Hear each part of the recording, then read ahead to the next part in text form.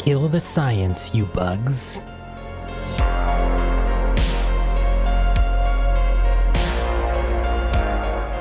Greetings, ladies and gentlemen.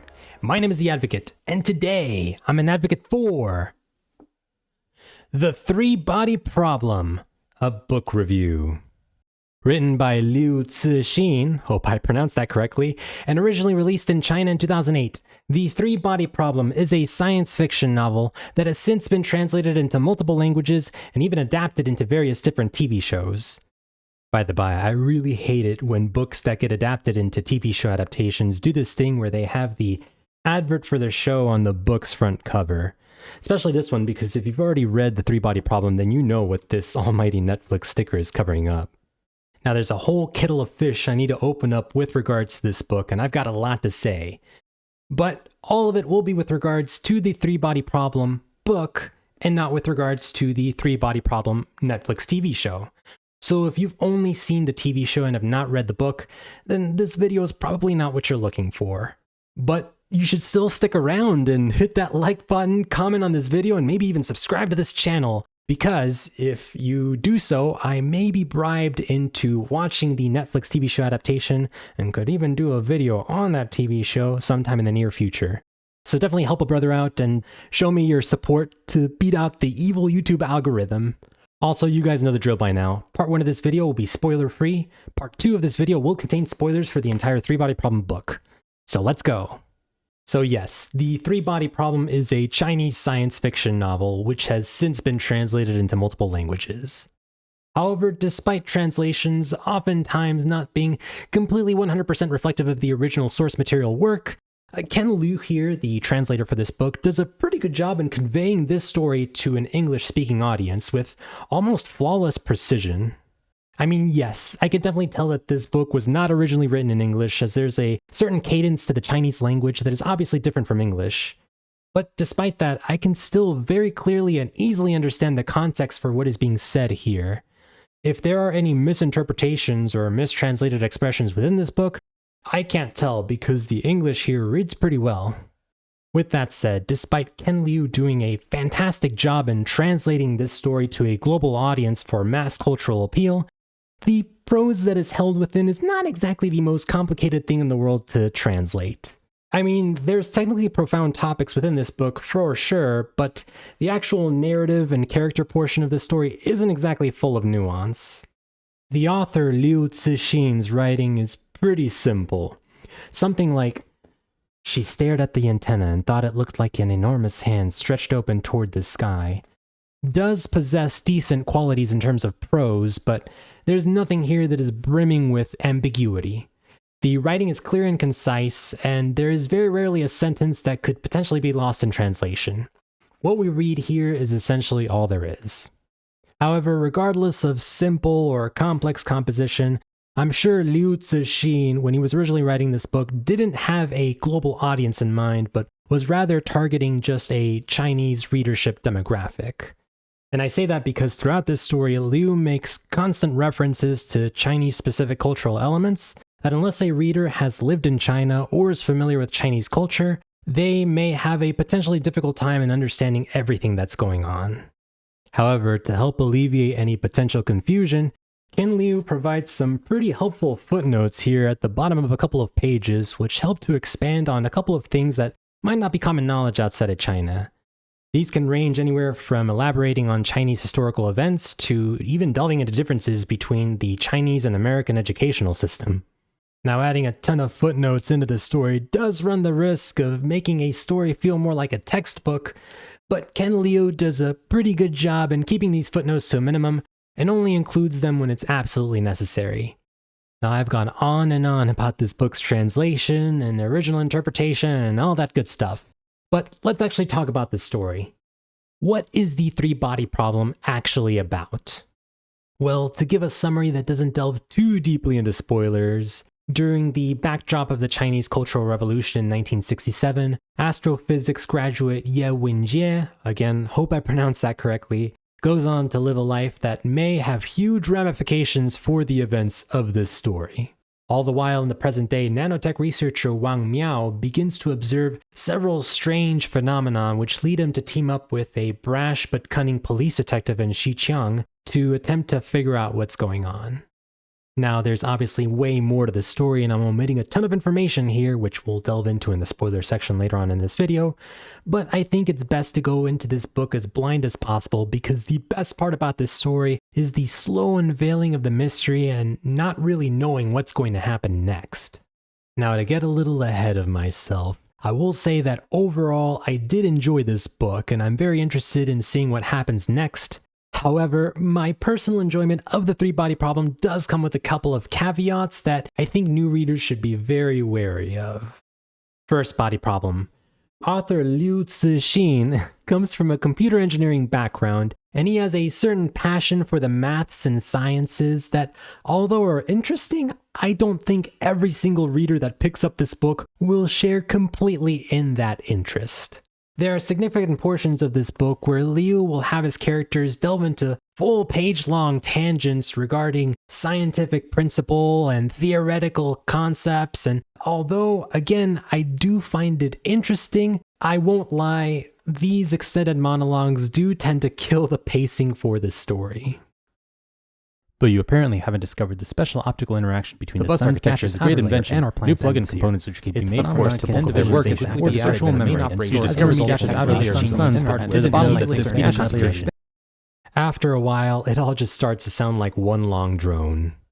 It almost feels as if Liu was excited to share in his knowledge of physics and computers with the world that he decided to vomit up everything he knew about these topics without really considering how it would cohesively fit within his story. Second body problem. Although I personally found the overall story to be an engaging page-turner, I will say that Liu's character writing within the story is pretty lacking. With exception of Ye Wenjie and Da Shu, most of the characters here are pretty flat. So much so that anything said by one character could have easily been said by another character and nothing would change within this story. With exception of their occupational scientific position, there's really not much here personality-wise that distinguishes Wang Miao, Ding Yi, or Wei Cheng apart from each other. They each just feel like narrative tools whose sole purpose is to elaborate on scientific concepts that could easily be said by any other scientifically minded person.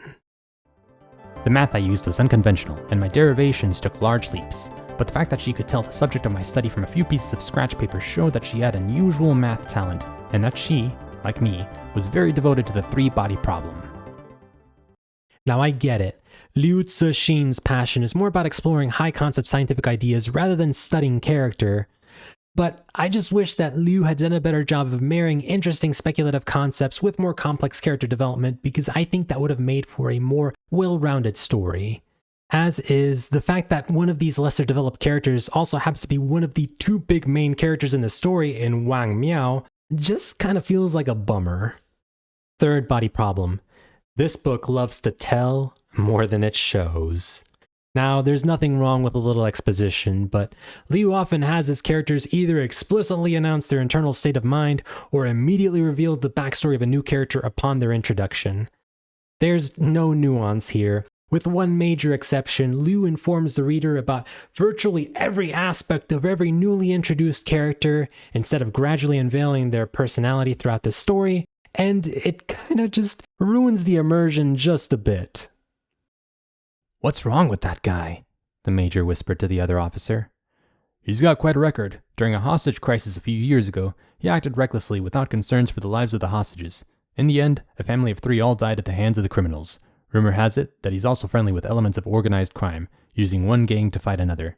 Last year, he used torture to obtain confessions and permanently disabled one of the suspects. That's why he was suspended from duty."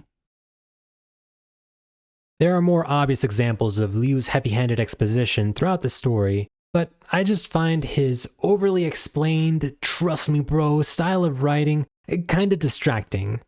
I think this book would have been better with a more nuanced approach. But those 3 problems, aside, that's pretty much all the negative things I have to say about this book. Sure, you could quibble here and there about the pacing, or maybe some of the wild conclusions some of our characters leap to throughout the story, but the actual content of this book is pretty interesting and definitely engages a reader to keep turning the page to find out what happens next.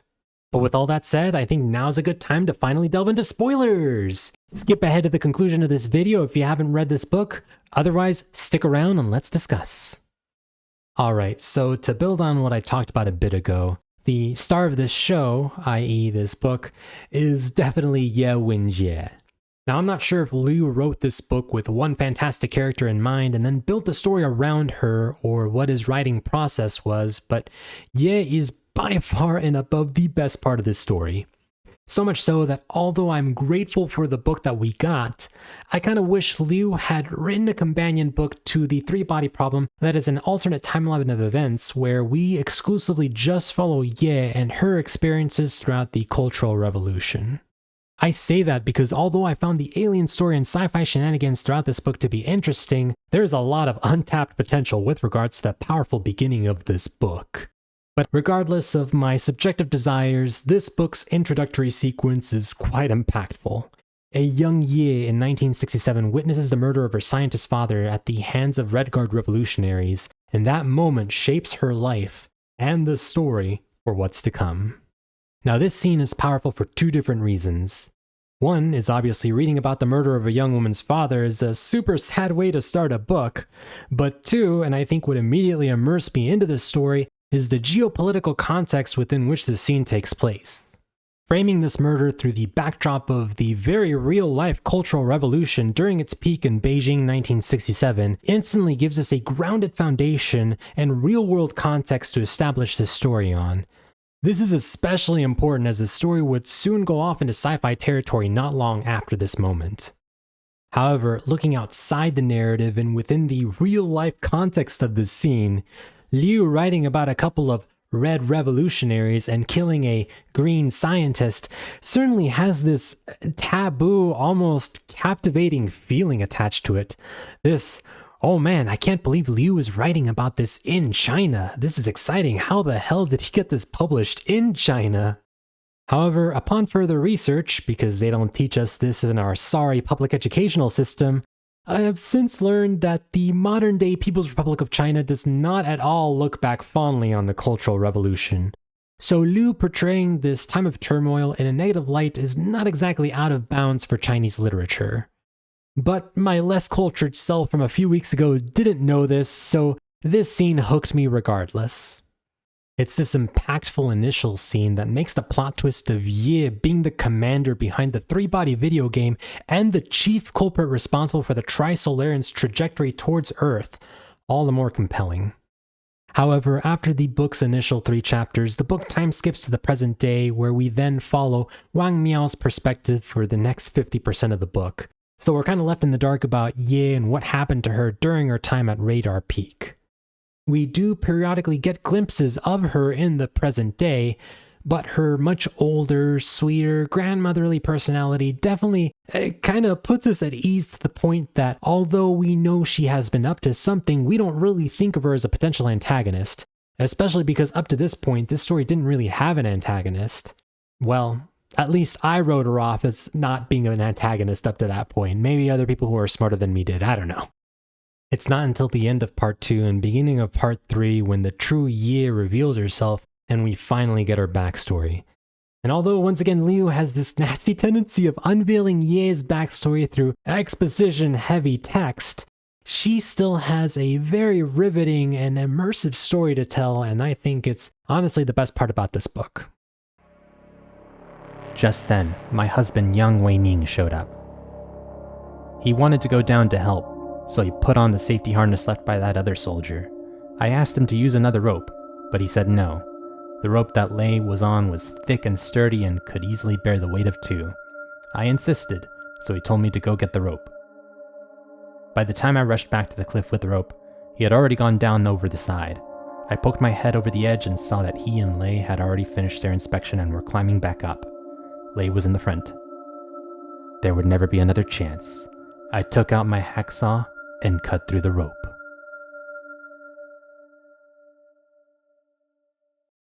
Ye detailing her time sending communication messages to the Tri-Solarians and leading the Earth Tri-Solaris movement fantastically sets up this book's climax, what with the world's governing agencies coming together to plan offensives against rebel Mike Evans' ship. However, more importantly, it also sets up what I believe will be the main conflict in the next couple of books, which is the big battle between the people of Earth and the people of Trisolaris. Ye's gripping chapters in the final third of this book help to immensely carry this story because, and I'm going to veer slightly negative here, this story has quite a bit that needs carrying. Now, I've already dwelled long enough on this book's abundant technical monologues, but they do kind of hurt the pacing of this story. And most of these can be specifically found within the three-body video game chapters. Now, with the benefit of hindsight, I'm fully aware that the three-body video game does serve a grander purpose within the overall story, but man, do these chapters tend to drag on. First of all, the way we are first introduced to the three-body video game kinda comes out of nowhere. Following our 40-year time skip in the story, nanotech researcher Wang Miao sees a countdown in his head, and after talking to a few people, he comes across a link which grants him access to the three-body video game. After immersing himself into the game, he begins to interact with NPC characters, and they discuss the mechanics of the game, which include hydration, civilizations, stable, chaotic eras, the length of these eras, and it all starts to feel kind of random.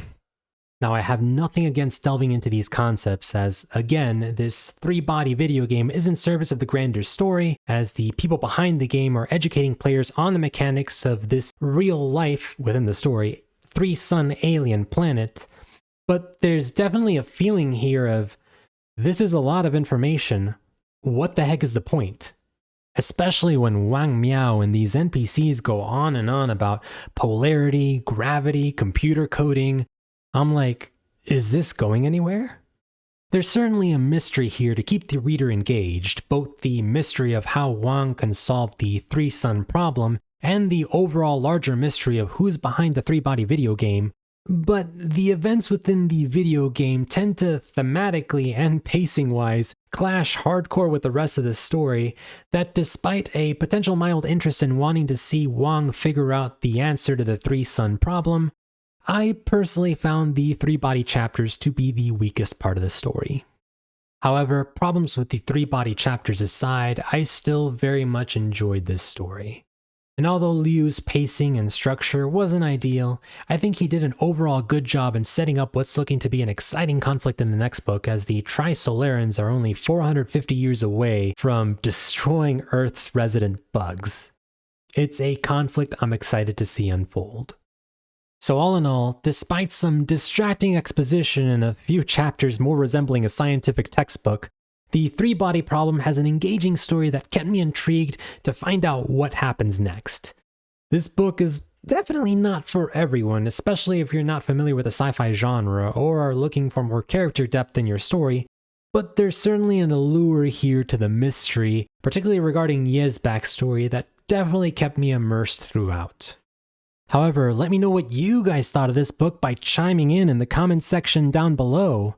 And while you're at it, let me know if you'd also be interested in me checking out the Three-Body Problem TV show adaptation.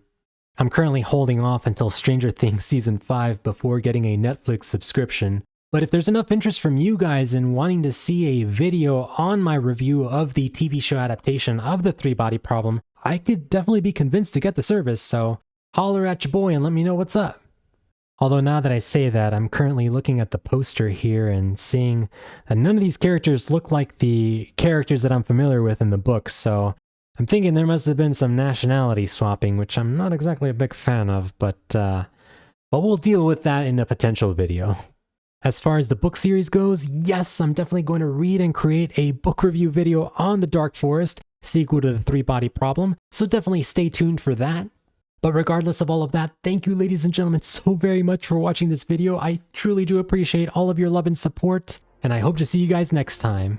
Until then, The Advocate, out.